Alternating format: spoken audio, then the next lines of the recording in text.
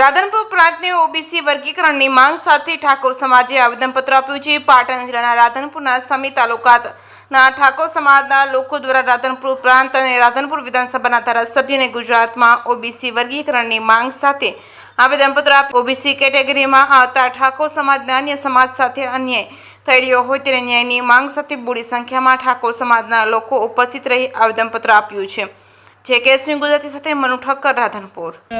વિદ્યાર્થી સંઘાથે ઓબીસી વર્ગીકરણના મુદ્દે અમે પ્રાંત અધિકારીશ્રીને આવેદનપત્ર આપવા આવ્યા હતા।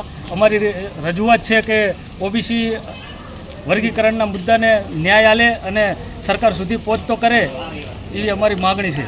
શું નામ છે તમારું? જગદીશભાઈ મપ્પાજી ઠાકોર।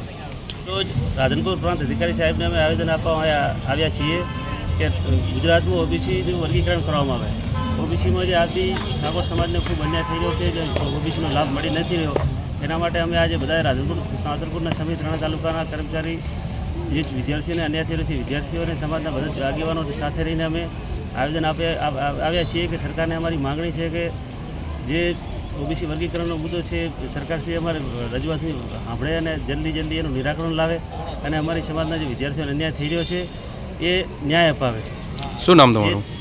મારું નામ લીલાધરજી ઠાકોર, એક્સ આર્મી, રાધનપુર।